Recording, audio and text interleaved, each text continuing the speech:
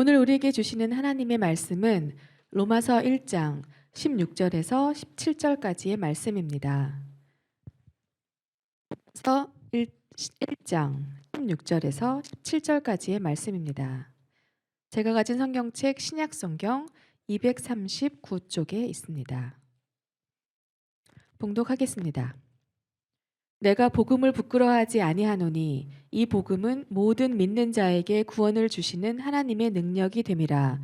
먼저는 유대인에게요 그리고 헬라인에게로다. 복음에는 하나님의 의가 나타나서 믿음으로 믿음에 이르게 하나니 기록된 바 오직 의인은 믿음으로 말미암아 살리라 함과 같으니라. 아멘. 아멘. 하나님 말씀 제목과 함께 읽습니다. 오직 성경, 오직 은혜, 오직 믿음. 오직 성경, 오직 은혜, 오직 믿음. 큰 소리 한번 다시 합니다. 오늘은 506주년을 맞이하는 종교개혁 기념주일입니다. 교파를 초월해서 오늘 이 주일은 506년 전에 있었던 구교 카톨릭에서 신교 개신교가 봉기하여 일어난 시작의 사건을 기념하는 그런 주일입니다. 당파 싸움도 아니고요, 종교 전쟁도 아니고요. 그래서 오늘 우리 기독교, 우리 개신교가 어떤 길을 걸어왔는지를, 또는 우리가 그 걸어온 길에서 무엇을 붙들어야 되는지를 그렇게 생각하는 시간이 되었으면 좋겠습니다. 그래서 따라서 합니다. 종교 개혁이 아니라 신앙 개혁을 합시다. 신앙 개혁을 하려고 하는데 오늘 예배를 시작할 때 보니까 3분의 1밖에 안 와 있어요. 그래서 우리는 개혁이 필요한 게 아니고 혼나야 된다. 혼나야 된다. 그런 생각이 드네요. 여러분, 혁명과 개혁은 다릅니다. 혁명은 뒤집어 엎는 것이고, 개혁은 조금 더 발전적으로 옳은 방향으로 이끌고 가는 거죠. 근데 우리 예배 시간에 잘 참석하는 문제는 개혁의 문제가 아니고 혼나야 되는 문제예요. 그래서 다음 주부터 늦지 않도록 예배에 잘 오는 게 그게 개혁입니다. 옆 사람에게 인사합니다. 예배 시간 일찍 좀 옵시다. 다시 한번 인사합니다. 예배 시간 일찍 좀 옵시다. 우리 교회는 참 좋은 교회예요. 그래서 제가 부목사 생활을 하고 부교육자 생활을 할 때, 제 사역지에서 예를 들면 다른 사역지로 옮길 때 그 주가 딱 연결이 안 될 때가 있어요. 뭐 한 4, 5년 사역을 하고 이렇게 하다 보면, 그래서 한두 정도 시간이 안 맞을 때가 있어요. 그러면 제가 저희 사모랑 제가 가보고 싶은 교회, 큰 교회를 목적으로 하지 않고요, 그동안의 말씀 안에 조금 잘 배우고 싶은 교회, 그런 교회를 방문했는데 예배 시간이 좀 늦었다고 문을 걸어 잠가 버렸더라고요. 그 교회는 줄을 서 있어요. 나 예배 시간에 줄 서는 교회 처음 봤어요. 왜냐하면 안 늦으려고 문 잠그니까 문을 잠가 버려요. 다음 주부터 우리 교회도 예배 시간에 문을 잠그면 안 되겠죠? 그럼 교회가 아니잖아요. 교회는 사랑인데. 지금부터 506년 전 1517년 10월 31일 카톨릭 신부였던 마틴 루터가 독일 비텐베르크 성당이라고 하는 곳에 가서 그 정문에 95개 조항으로 교황청에 질문한다라는 방을 95개를 써붙였어요. 신부입니다. 1517년이면 교황청에 말 한마디 하면 목을 잘라버리던 시대예요. 교황이 신인가? 성경을 이렇게 이용해도 되는가?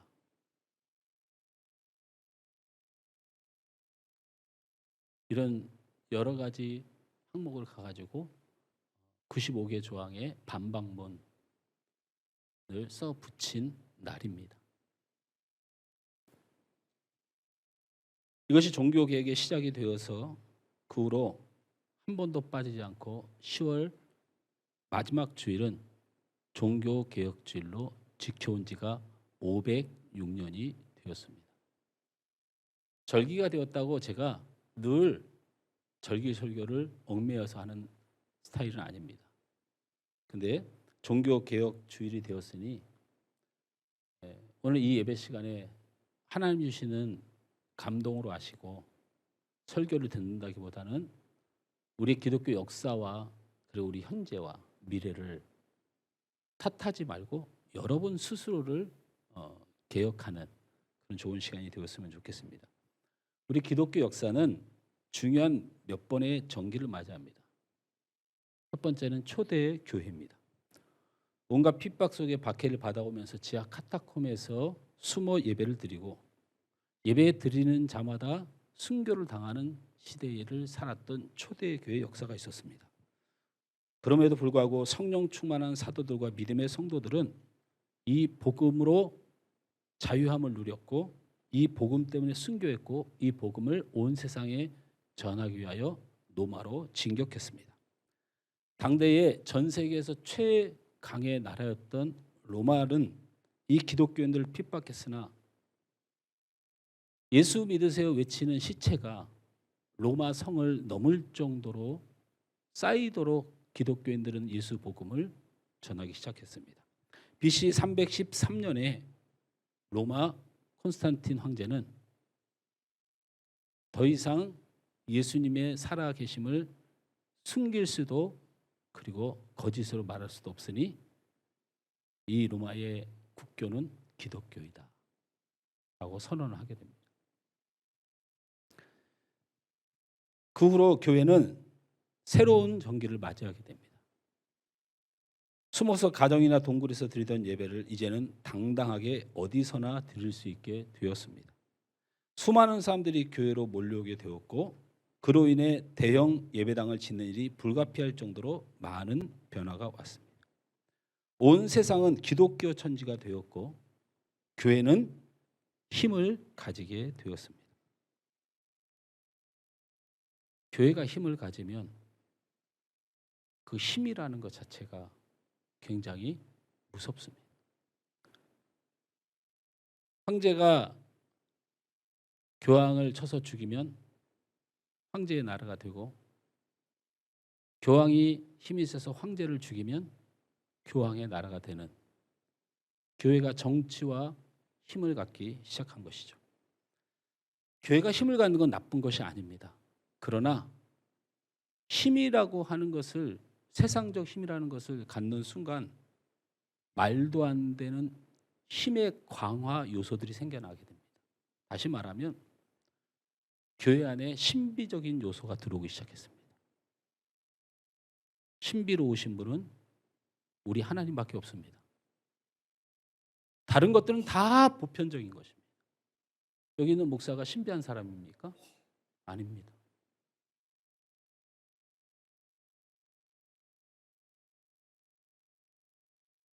신비로운 것은 오직 전능하신 하나님과 그가 하시는 일만이 신비로운 것입니다.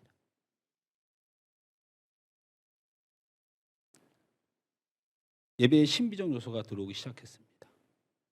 그리고 교황이 힘을 가져야 되니까 사람이 하나님 앞에 완전할 수 있다는 주장을 하기 시작했어요.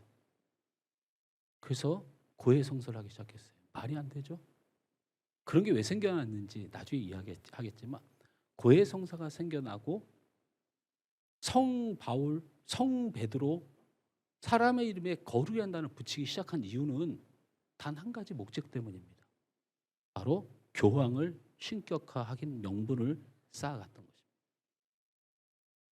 베드로는 로마에서 순교를 할 때 내가 어떻게 거룩하신 주님과 함께 똑같은 모습으로 십자가에 달려 죽을 수가 있느냐.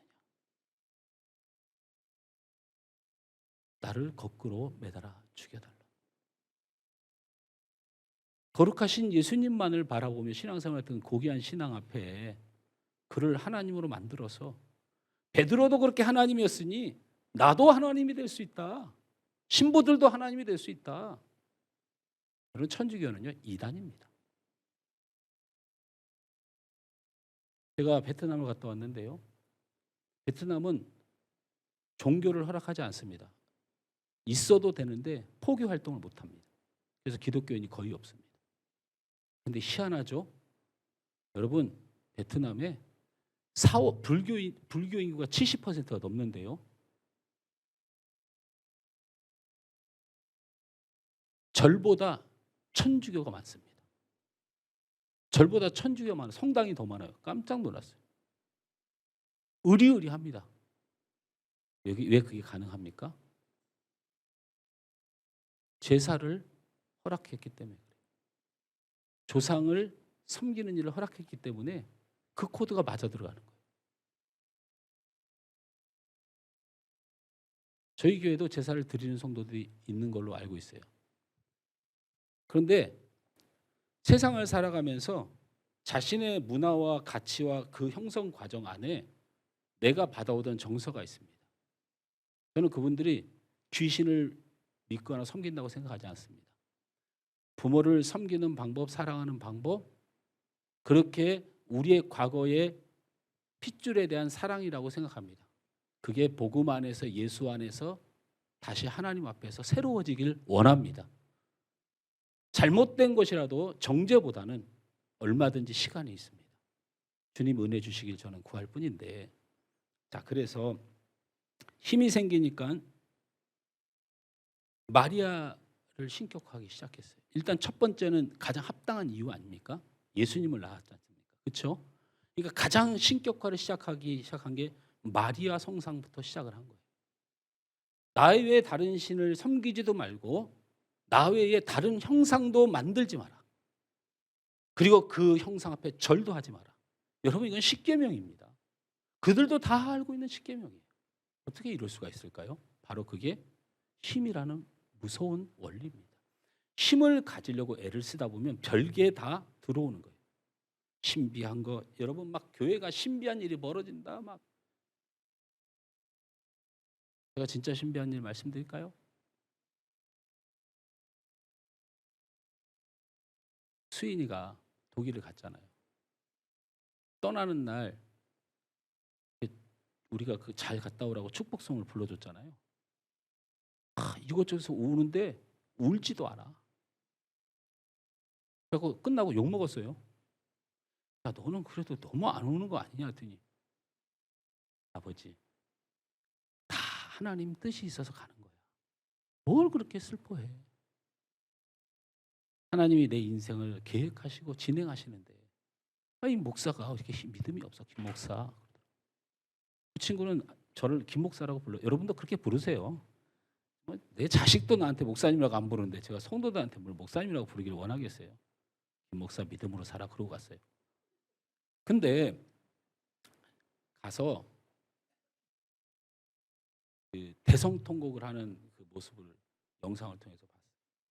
그거는 가서 기숙사를 받기로 했는데 학교에서 기숙사를 기다리는 사람들이 너무 많아가지고 올해는 기숙사를 줄 수 없다. 이렇게 통보를 한 거예요. 여기서 진작에 통보를 받았으면 생각과 계획을 하고 안 되면 많은 건데 갔는데 기숙사가 안 된다는 거예요. 그래서 지금 예비 기숙사에 들어가 있는 곳에서는 뭐 한 달여인가 두 달여밖에 생활을 못 해요. 이제 그것은 쫓겨나야 되는 거예요. 원래는 기숙사를 받기로 했어요. 그래서 계획을 11월 2일이면 언제예요? 이번 주 목요일 정도? 12월 2일 날 비자 그 뭐라고 하죠? 하여튼 비자 그 인터뷰가 독일 대사관하고 인터뷰가 준비되어 있어요. 그 인터뷰를 통과하려면 거주지가 있어야 돼요. 거주지가 12월 2일 날이에요. 거주지가 있어야 돼요. 근데 임시 기숙사에서는 이 거주지 등록이 안 돼요. 자기가 계약서를 써가지고 집이라는 것을 가지고 있고 자기의 거처가 주소도로 등록이 돼야 11월 2일 날 면담을 통해서 비자를 받을 수 있어요. 비자 못 받으면 돌아와야 돼, 한국으로. 근데 그 비자 받는 그 과정도 쉽지가 않아요. 우리나라처럼 이렇게 스피드하지 않으니까. 그래서 그게 빠꾸가 되면 진짜 한국을 돌아와야 되는 거예요. 그래서 방법은 하나밖에 없어요. 기숙사에서 나와서 인근에 있는 집을 얻어야 돼. 근데 이게 쉬운 일이 아니에요. 돈이 굉장히 많이 들어. 우리 목사님 돈 많이 든다고 유학비 대달라고 하나 보다. 그러지 않는다고 제가 약속했잖아요. 목사 유학비 대지 마세요, 자녀. 그거 걱정하지 마세요. 근데 그게 이제 망가지니까 내가 힘들어 하길래 내가 이렇게 말을 했어요. 딸, 뭐 그렇게 우울해. 아빠가 있는 차도 팔고 다 해서 네가 정하고 싶다면 도와줄게. 야, 우리 김치 하나에 밥 먹고 산 게 10년을 살았어. 그딴 거 못 할 것 같으냐? 걱정하지 마. 마음 편하게 공부하고 즐겁게 배우고 하나님의 귀한 일꾼 돼. 이렇게 말했더니 물을 펑펑 쏟으면서 이렇게 말해요. 아빠 돈 들게 해서 미안해요. 그러더라고. 그래서 돈이 필요하긴 필요한가 보다 이런 생각을 하지만 기도를 하고 아니 딸내미가 무슨 돈 때문에 이렇게 펑펑 울고 아빠한테 미안하다고 그래. 그래서 기도를 했습니다. 며칠 있다가 연락이 왔어요. 학교에서 갑자기 연락이 와서 11월 1일 날 방을 들어갈 수 있다고 연락이 왔대요. 뭐 아멘 안 해도 돼요. 뭐 여러분 자녀도 아니고. 네, 안 해도 됩니다. 12월 2일 날 직전까지 주소지 등록을 해야 한국에 안 들어오는데 하나님은 11월 1일 날 방을 준비하셨어요. 그 많이 밀려있던 1년치가 밀려있다는 그 방에 그것도 자기가 수업을 듣는 학교 건물에서 5분 거리에 최고의 기숙사로 또 독방으로 아무도 아멘을 안 해도 저는 좋습니다. 저는 좋습니다. 여러분 그렇게 하세요. 그런 식으로 하면 여러분 자녀 저도 그냥 그렇게 생각할게요. 되든 말든 뭐. 이런 게 신비롭고 기적이지만 제가 꼭 말씀드리고 싶은 건 이런 일 겪는다고 사람이 대단해진다는 거예요. 하나님이 기적입니다. 하나님이 철저히 준비하십니다. 그거 원래부터 하시던 거고 하나님은 그거 너무 쉬운 거예요. 이게 왜 사람이 높아지는 요소가 되어야 됩니까? 이런 요소가 힘이라는 것 때문에 들어오게 됩니다. 그래서 부패하게 되죠. 그래서 무슨 일이 벌어지냐? 교회가 힘을 갖고 그 힘을 뺏어야 되겠는데 그 힘을 내가 가져야 되겠는데 그 힘을 가질 방법이 이제 더 이상 없어요. 그래서 예배 때 서서 드리느니 앉아서 드리느니 악기를 연주하느니 안 하느니 이 싸움이 벌어진 거예요. 이게 이 시대에 있었던 싸움이 아니라 세상에 깜짝 놀랄 일 아닙니까? 1054년에 있었던 일이에요. 그 이유 때문에 예배의 형식이 서로 마음에 안 든다. 왜 주기도문을 그렇게 크게 하느냐? 왜 성가대가 저 뒤에 있느냐? 앞에 있느냐? 여러분 천주교는 성가대가 저 뒤에 있습니다. 성공회는 2층에 있고요.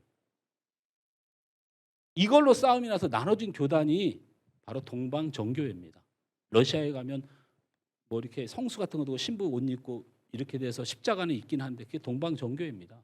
동유럽을 중심으로 해서 러시아까지 동방정교회, 동방교회가 나눠지고 서방교회라고 로마를 중심으로 한 전 유럽이 속한 교단이 나눠지게 됩니다.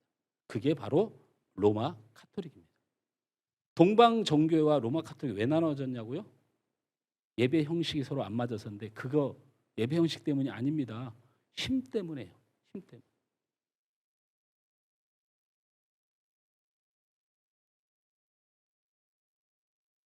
루터는 예수 그리스도의 교가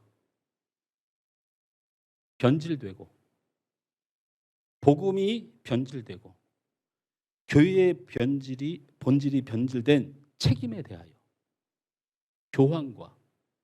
교황을 받드는 교황청과 성도를 기만했던 사제들을 향하여 자기의 목숨을 내놓고 비텐베르크 성당 정문에 95개 조항의 개혁의 건의를 붙인 겁니다. 이렇게 하여 종교개혁이 시작되었고, 이어서 스위스의 찌빙글리, 프랑스 지역의 칼빈, 네덜란드 지역의 요한 웨슬레, 보다는 다 다릅니다. 주안 낙스, 이런 사람들이 그 개혁 운동에 동참하면서 바로 우리 개신교가 탄생하게 된 것입니다. 종교개혁의 와중에도 어려움이 많았지만 하나님은 종교개혁을 통해서 성경과 교회의 본질을 회복하도록 하나님이 역사하신 것입니다. 오늘 506주년 종교개혁 주일을 맞이해서 이 마틴 루터가, 이 사제가 종교개혁의 3대 원리를 주장했습니다. 우리는 그 정신을 한번 들어보고 우리를 개혁하는 시간이 되었으면 좋겠습니다. 첫째, 종교개혁의 첫 번째 원리는 따라서 합니다. 오직 성경으로. 오직 성경으로. 솔라 스크립투라. 솔라 스크립투라. 오직 성경으로를 외쳤습니다.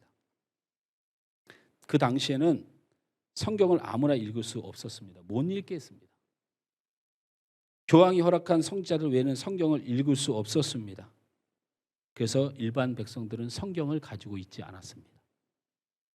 또 성경은 라틴어로 기록되었기 때문에 백성들은 성경을 읽을 수가 없었습니다. 오직 신부들이 전하는 것만 백성들이 들을 수 있었습니다. 그리고 그 성경을 해석하는 권리는 단 한 사람, 교황에게 있었습니다. 교황만이 성경을 해석할 권한이 있었습니다. 교황이 하나님의 성경을 해석하는 유일한 존재이다라고 말하려고 하다 보니까 학설을 하나 만들어냈습니다. 그것이 바로 교황무호설입니다. 교황의 신앙에는 조금도 오류가 없다. 교황의 삶에는 조금도 오류가 없다. 교황의 사상에는 조금도 실수가 없다. 고로 그가 말하고 행동하고 전하는 것에는 오류가 없다. 이게 교황무호설입니다. 이게 지금 말이 되는 얘기입니까? 이게 가능한 얘기입니까?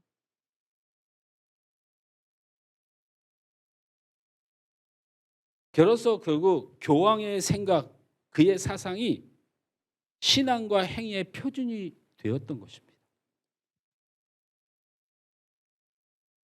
교황의 신격화 그 자체로도 문제지만 그 문제는 성경에도 없는 교황의 주장과 사상이 진리가 되어버린다는 것입니다. 성경이 아니고 교황의 사상과 성향이 진리가 되어버린다는 거예요. 그래서 나타난 부작용은 교황을 신격하기 위해서 성 베드로, 성 바울, 성 요한, 성 프란체스코 라는 이름을 막 갖다 붙이면서 사람을 신격하기 시작하고 나만 그런 것 아니다라고 주장하기 시작하기 했다는 겁니다. 또 신부가 죄를 사하는 권세를 쥐게 되었다는 것이. 두 번째로는 인간인 교황의 사상과 말이 성경보다 중요하게 되었다는 것입니다. 그래서 교황이 건물을 짓는데 돈이 필요하니까 면죄부를 팔기 시작했어요. 이 표를 사면 너 구원받을 수 있어. 이렇게 말하기 시작했다는 거예요. 이게 종교입니까? 뭐가 무서워서 이것을 이단이라고 말 못합니까? 왜 못하냐면요. 목사들이 지도 그러니까 그래요. 헌금하면 구원받는다고 그러고 교회 질 때 헌금해야 복 받는다고 그러고 사제들이나 목사들이 똑같으니까 말을 못하는 거예요. 셋째는 교회가 권력화되고 힘을 가지려고 하다 보니까 그 힘의 원리인 세속을 가져오게 됐다는 거예요. 그래서 교회가 정치를 한다는 겁니다.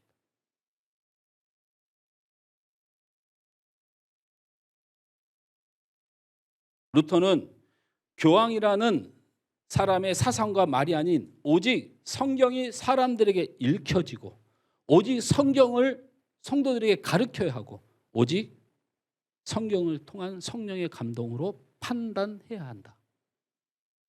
성도에겐 사단의 역사와 하나님의 역사를 받을 권리가 있다. 하나님의 구원받은 백성은 그 사단의 권세를 물리칠 권리가 있고 오직 성령의 감독을 선택할 하나님의 의로운 축복의 사람이다. 고로 사람의 사상과 말로 현혹시키지 마라. 그들에게 성경을 돌려줘라. 솔라 크리스토스. 눈물을 흘리며 솔라 크리스토스. 성경으로 가자. 성경을 읽게 하자.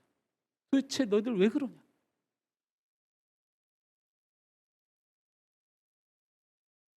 이것이 종교개혁의 첫 번째 개혁입니다. 하나님의 말씀을 모든 성도가 알고 읽고 오직 성경만으로 신앙의 표준을 삼는 것을 선포한 것입니다. 성도 여러분, 제가 부탁을 드립니다. 정말 좋은 교회는 성경을 보게 하는 교회입니다. 성경을 나누는 교회입니다. 성경으로 영향받아 생각하는 교회입니다. 우리 목장들이 큐티를 하고 오후에 예배만큼이나 존귀한 말씀을 함께 나눕니다. 우리 청년부 소그룹이 그 피곤한 시간 속에서도 말씀을 함께 나누는 것을 몸으로 지니고 살아갑니다. 우리 청년들도 큐티를 하십시오. 날마다.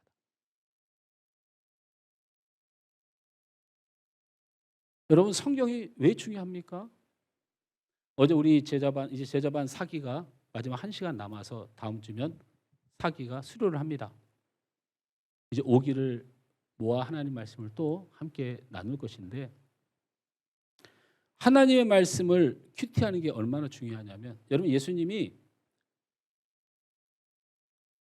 40일 동안 광야에서 시험을 당하신 후에 사단에게 마귀에게 3가지 시험을 받았습니다. 첫 번째 시험이 뭐죠? 돌떡. 그렇게 외워야 돼요. 돌떡. 돌을 떡으로 만들어 먹어라. 두 번째는 뭐죠? 성전 꼭대기 올라가서 네가 하나님의 아들이거든 뛰어내리라. 그러면 안 죽을 거 아니냐. 세 번째는 뭐죠? 천하만국을 보여주면서 내 앞에 한 번만 절하면 이 모든 만국을 너에게 주겠다. 이렇게 시험하셨는데 예수님이 하나님의 말씀으로만 말씀하셨어요. 그죠?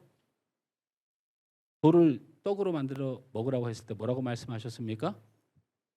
사람이 떡으로 사는 것이 아니고 오직 하나님의 입에서 나오는 말씀으로 사느니라. 선전 꼭대기에서 뛰어내려가니까 뭐라고 그랬어요? 주 너의 하나님을 시험하지 말라. 세 번째, 온 천하를 너에게 줄 테니 나를 경배하라 했을 때 예수님 뭐라고 했어요? 주 너의 하나님을 경외하고 오직 그분만을 경배하라. 성경 말씀을 가지고 말을 했어요. 자, 설교를 듣습니다. 이런 설교를 은혜스럽죠? 그러면서 이렇게 말합니다. 예수님은 하나님의 말씀으로 조목조목 사단을 물리치셨다. 여러분, 하나님의 말씀으로 사단을 물리치시기 바랍니다. 봐요. 아멘하는 사람이 없잖아요. 아멘을 해도 조그맣게 혹시 틀릴까 봐 우리 성도들은 약간 그런 습관이 있거든요. 목사님이 뭔가 말할 때는 항상 함정이 있어. 조심해. 그러니까 일단 듣고 봐야 돼. 그래서 우리 교회는 믿음도 좋고 은혜스러운데 아멘을 잘 안 하는 교회예요. 왜냐하면 있다 하자. 있다. 이렇게 볼 수도 있습니다. 그리고 여러 가지 의미로 해석할 수도 있습니다. 성경이라는 것은 여러 가지 보는 사람의 시각에 따라 다르게 해석할 수도 있지만 말은 바로 하자고요. 그래놓고 성령이 감동한 말씀이라고 말하지 말아야 돼. 사람의 감동대로 그냥 기록되고 설교되는 거죠. 왜 자꾸 성경을 성령의 감동이라고 속이냐고 그러면 성령께서 그 말씀을 통하여 우리에게 주시는 메시지가 원론이 하나일 수밖에 없어요. 그 사건에 일일이 반박했던 성경 구절은 전부 다 신명기 6장과 8장에 나온 말씀으로 반박한 것입니다. 그렇다면 무슨 얘기를 예수님이 하신 거냐면, 알아, 출애굽 당시를 사탄아 아니? 애굽에서 잘 종으로 살지만 잘 먹고 살다가 내가 출애굽을 시켜서 세상으로 나왔더니 먹고 사는 문제에 걸렸어. 하나님이 그때 말했어. 사람은 절대로 떡으로만 사는 것이 아니다. 아니, 떡으로만 사는 것이 아니다. 내 입에서 나오는 말씀으로 산다고 말씀하시는데, 그 말은 이 말이야, 사단아. 하나님이 먹을 것 때문에, 육신의 욕구 때문에 그 세상에 매몰되고 쓰러져가는, 슬퍼하는 그들을 보고 내가 너희를 도와주고 먹여주고 살려줄게, 그렇게 말씀하신 거예요. 그리고 또 세상에 나와봤더니 하나님이 살아계시다며, 이스라엘 백성들이 가장 많은 원망을 했던 게 뭐냐면, 하나님이 어디 계시냐, 하나님이 살아있다며, 우리가 이 광야에서 이렇게 고생해야 되냐, 하나님이 어디 있느냐, 우리 애굽에 가서 그냥 살래, 하나님이 그렇게 능력이 없어, 맨날 이래가지고요 얼마나 하나님께 혼이 많이 났습니까? 마귀하고 똑같은 말을 해요. 너 하나님이 살아있어? 그 위에서 뛰어내려가 널 살려줄 거 아니냐. 그럴 때 광야에서 하나님이 말씀하셨어. 주 너의 하나님을 시험하지 말라. 온 세상의 부귀영화를 보여주면서 나한테 경배해 라고 말할 때 하나님이 이스라엘 백성들에게 가나안을 정탐시킨 후에 내가 확인시켜주마. 내가 너희에게 주려고 하는 땅이 어떤지 한번 가서 보고 와라. 너희는 이런 하나님을 만나게 될 것이다 라고 말하며 오직 하나님만을 경배하라. 결국 그 메시지는 뭡니까? 예수님이 말씀으로 조목조목 반박하셨으니 우리도 말씀을 들고 살면 이길 수 있다. 여러분, 말씀 들고 살아서 이기고 있습니까 지금? 제가 여러분 성경 공부하고 큐티하고 이렇게 하라고 하니까 여러분이 이길 수 있어서 여러분한테 얘기하는 게 아니에요. 그래야 살아서 그래요. 그래야 살기 때문에 그렇습니다. 우린 날마다 넘어질 것이기 때문에, 우린 날마다 죄인이 될 것이기 때문에, 우린 안 되고 낙심할 수밖에 없는 세상을 살아갈 것이기 때문에 그때마다 하나님 말씀을 붙들고 이겨내고 인내하고 견뎌내고 주님 승리하시는 그날까지, 내게 주신 약속 이루어질 때까지 여러분을 지켜내고 살아내야 되기 때문에 그래요. 예수님이 시험을 받는 그 장면은 예수님이 대단하신 분인 걸 자랑하는 것도 아니고 예수님이 하나님 말씀으로 잘 마귀를 물리쳤다는 내용도 아닙니다. 그 예수님의 간절함은 내가 너희를 사랑한다. 너희들 먹을 것 때문에 절대 죽지 않아. 너희들 사랑하는 하나님은 전능하신 하나님이야. 내가 너희를 도와줄게. 그래서 내가 이 땅에 온 거야.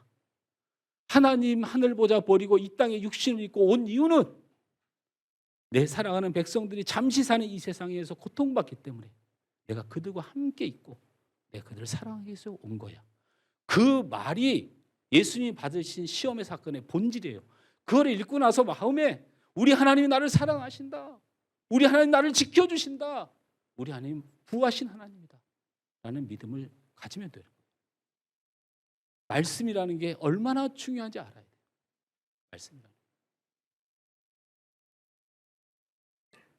그런데 그래서 제가 부탁을 드립니다. 제가 506년 전에 무슨 일이 일어나는지 제가 그게 뭐가 중요해서 그러겠습니까? 우리 성도들한테. 루터가 마음속에 부끄러워했던 주님 말씀을 우리에게 돌려주기 위하여 순교하며 피를 흘렸던 핏값에 대해 우리 믿음의 선배들이 지금도 막강한 로마 카톨릭이지만 그때 당시엔 절대 세계의 법이었던 그 카톨릭 앞에 목을 내놓고 외쳤던 우리 성도들에게 성경을 돌려주십시오. 우리 성도들에게 하나님 말씀을 돌려주십시오. 그런데 우리는 뭐 하고 있습니까?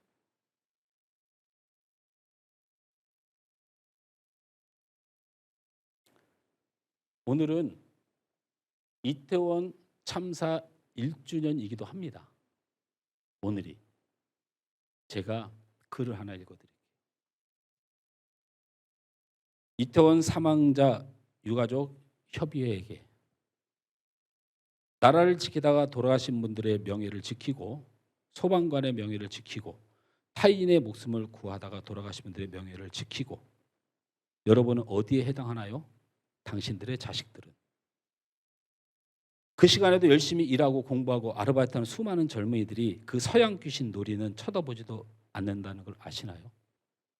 부끄러운 줄 아십시오. 부모가 책임 못 진 자식을 국가가 어찌 책임질 수 있나요? 정부가 이태원에 모이라고 했나요? 국가를 구하다가 전사했나요? 할로윈이라는 어린이들 사탕 나누는 핑계로 이태원에서 놀려고 술 먹고 난리치다가 죽은 당신들의 자녀는 당신들의 책임입니다. 등산 가다 죽은 것, 물놀이 하다 죽은 것, 모든 죽음이 다 국가 책임인가요? 국가의 책임을 묻는다면 1년 사망자가 50만 명, 1일 1,500에서 2,000명 정도 사망자도 국민이 책임져야 됩니까? 국민이 선택한 대통령이 왜 당신 자식의 죽음에 사과를 해야 하는 것이고 그것이 왜 의무라고 생각합니까? 당신들이 막지 못한 당신 자식들의 죽음을 대통령 어찌 막습니까?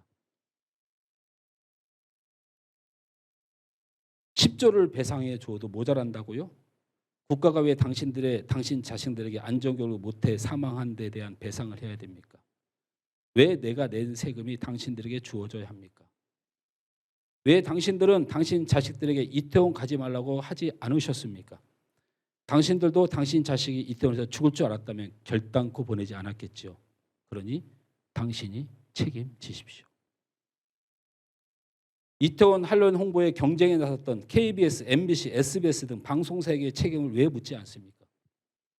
당신 자식들의 죽음을 썩을 정치에 이용하면 우리 국민들도 당신의 검은 계획을 반드시 분쇄시킬 것입니다. 이미 저 세상으로 간 아이들을 조용히 쉬게 하는 것이 도리가 아닐까요? 이게 어느 목사님이 자기 성도들에게 보여준 글입니다.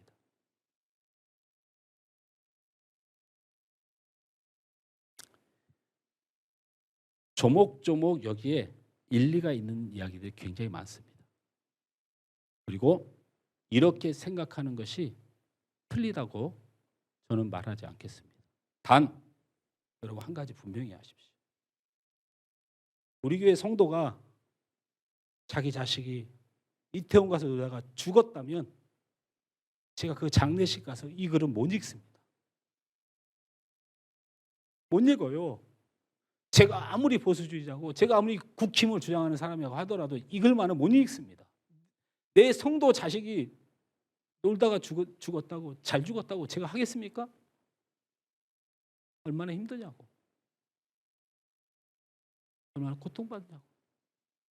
세월호에 300여 명이 넘는 학생들이 죽었을 때 뭐라고 얘기했습니까? 놀다 놀러 가다가 죽은 걸 왜 국가가 책임져야 되냐. 그래놓고 엊그제 베트남에서 4명 놀다가 죽은 데는 무슨 영사 파송하고 난리를 칩니까? 잘해주는 것처럼. 제가 이거 옳고 그름을 말해봐야 소용이 없습니다. 그냥 저는 제 성도가 자녀가 무슨 짓을 했던 사랑의 대상입니다. 그 자녀가 죽었다면 저는 이걸 못 읽습니다. 옳은 게 그렇게 중요해요? 그게 논리가 중요해요? 이런 게 왜 생겨난 줄 여러분 아십니까? 이런 게 성경을 안 읽으니까 생겨난 일이에요. 성경을 안 배우니까 생겨난 일이면 다른 거 아닙니다. 목사란 사람이 세상 정치, 세상 논리, 세상 지식을 가지고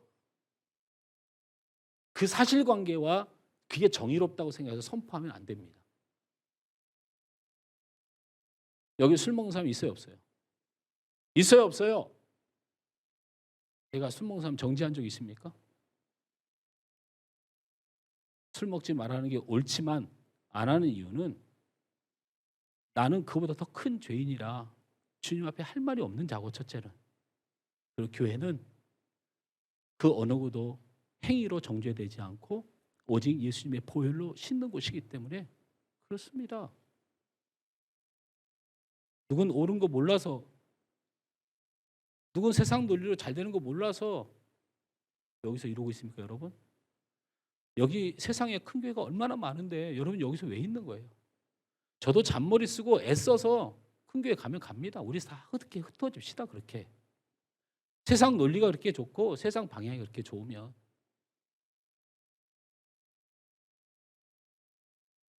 성경을 배우지 않으면 안 됩니다. 여러분 성경을 배우고 말씀을 읽고 갖게 되는 성령의 감동이 얼마나 귀한지 아셔야 돼요.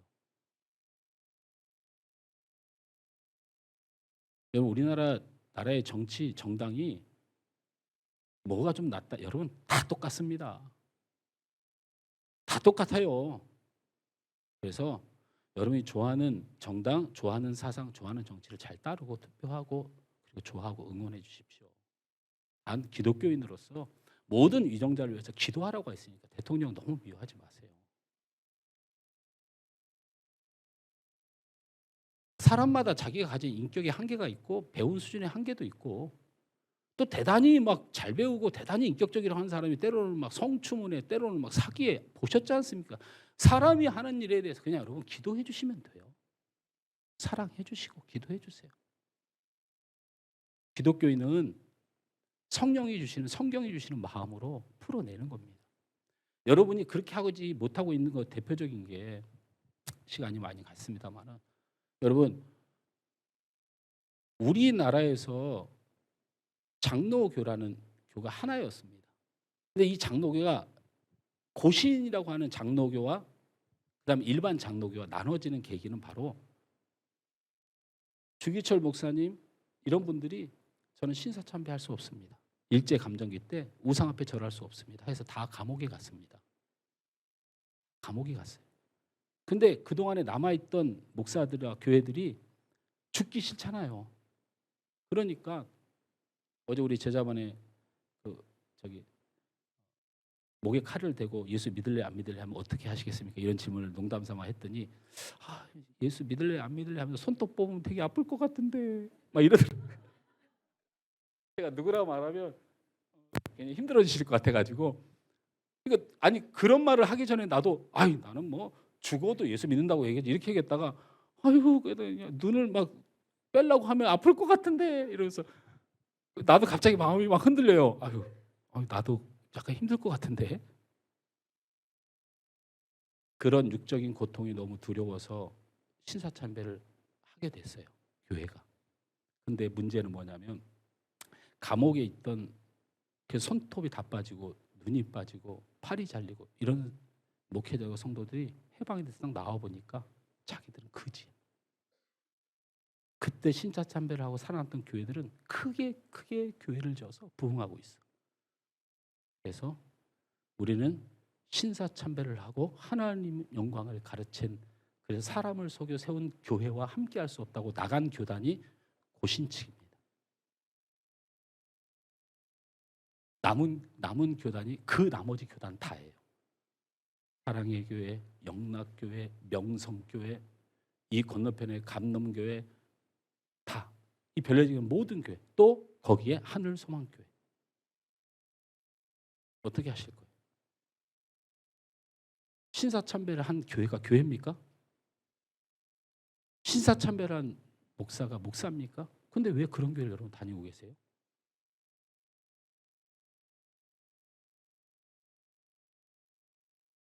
교회란 죄인들의 집단인 걸 성경을 통해 알면 하나님 죄송합니다.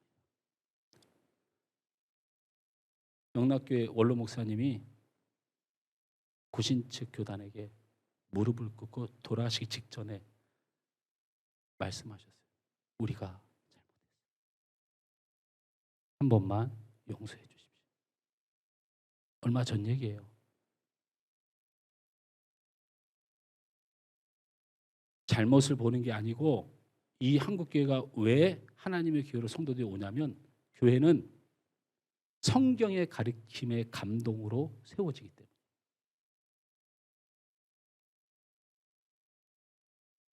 제가 우리 성도들에게 부탁을 드립니다. 성경으로 돌아오십시오. 그렇지 않으면 506년 전에 있었던 생명을 걸었던 우리 선배들의 외침이 아무 소용이 없는 겁니다. 두 번째로 바로 종교개혁의 두 번째 원리는 따라서 합니다. 오직 은혜로 솔라 그라티아.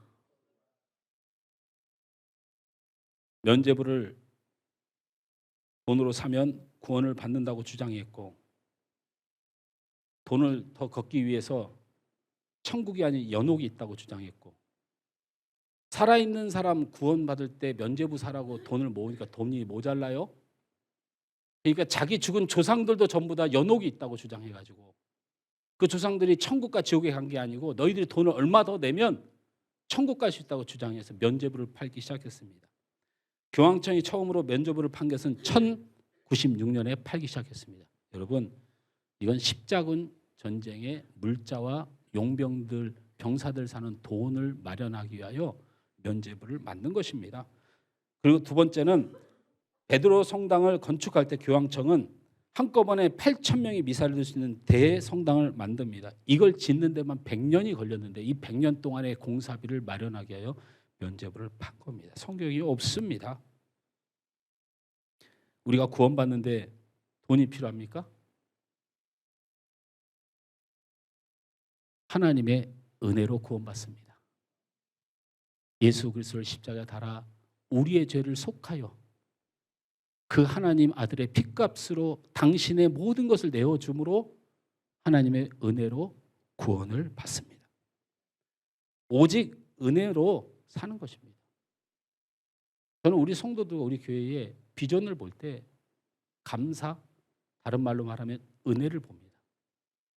여러분, 하나님이 우리에게 거저 주시는 은혜를 믿으시길 바랍니다. 내 공로가 아니라 하나님이 반드시 거저 줄 거예요. 여러분 자녀에게 복이 있다면 여러분의 공로라고 생각하지 마세요. 하나님이 너무 사랑이 크셔서 주실 거예요. 걱정하지 마세요. 내가 믿음으로 못 살았네. 내가 하나님 앞에 바로 못했네. 여러분 이런 걱정하지 마세요. 여러분이 그렇게 한숨 지고 걱정하는 것보다 더 큰 사랑으로 하나님이 우리를 붙들어 주십니다. 은혜라는 말은 카리스라는 헬라어를 지니고 있습니다. 반드시 공짜로 주겠다는 것입니다. 돈을 내고 값을 받고 하나님이 우리를 베풀어 주시고 우리의 인생을 철저하게 계상해서 그 죄과 그 연약함을 딱딱 잘라서 우리를 그렇게 구원하지 않습니다. 루터는 이렇게 외쳤습니다. 교황이여, 에베소서 2장 8절에서 9절 말씀에 말하기를 너희가 그 은혜를 인하여 믿음으로 말미암아 구원을 얻었나니 이것이 너희에게 난 것이 아니요 하나님의 선물이라.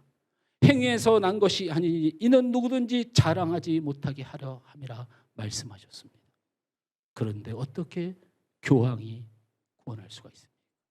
어떻게 돈이 구원할 수 있다고 성도들에게 말합니까? 우리의 구원은 오직 하나님의 넘치는 은혜와 사랑 때문입니다. 이것을 포기하지 마십시오. 세 번째 종교개혁의 원리는 따라서 합니다. 오직 믿음으로 솔라, 여러분 오직 믿음으로 솔라피데, 솔라피데, 오직 믿음으로.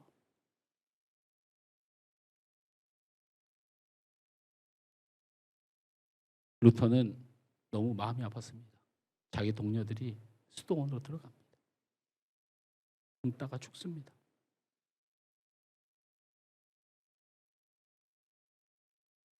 세상과 단절하며 하나님 앞에 기도합니다.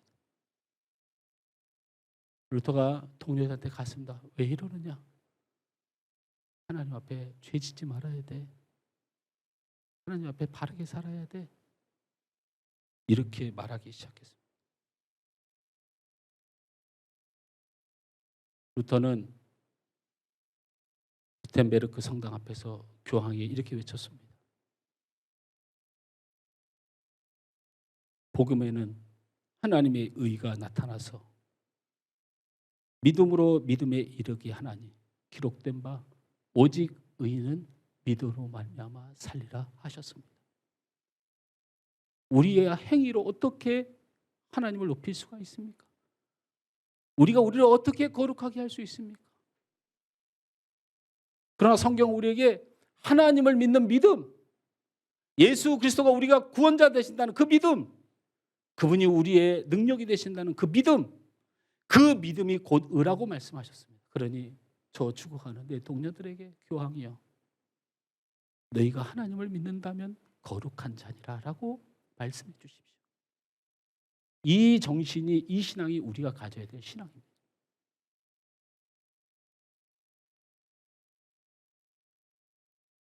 저는 우리 하나님을 믿습니다. 제가 믿는 하나님을 여러분 철저히 믿으시기 바랍니다.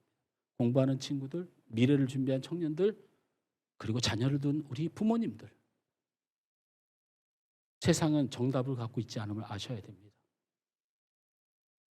공부를 해서 훌륭한 자리에 갔더니 사기꾼이 되거나 마약을 하거나 사고를 당하거나, 여러분 세상에는 기준이란 게 없는 걸 여러분 아셔야 됩니다. 내 자녀를 사랑하지만 내 뜻대로, 사람의 욕심대로 다 되는 거 아닙니다.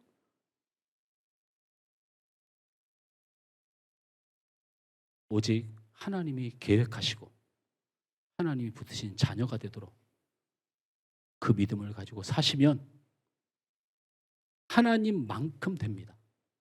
진짜 바벨탑을 쌓아서 우리의 노력으로 하나님을 향해 가려고 하지 말고, 그 하나님 손 붙들고 하나님 믿는 믿음으로 그 하나님의 자리에 갈 수 있습니다. 그걸 믿으시길 바랍니다. 우리 하나님이 하십니다. 말씀했습니다. 다른 개혁이라고 말하지 마십시오.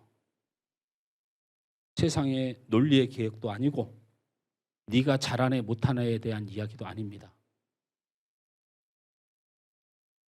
오직 성경으로, 오직 은혜로, 오직 믿음으로 이 종교 개혁주를 맞아 내 신앙이 성경으로 돌아가고 주님의 은혜를 믿으시고 주님의 능력을 믿으셔서 여러분 정말로 기쁘고 행복한 신앙생활, 이 땅을 승리하는 여러분의 삶이 되시길 주님으로 축원합니다.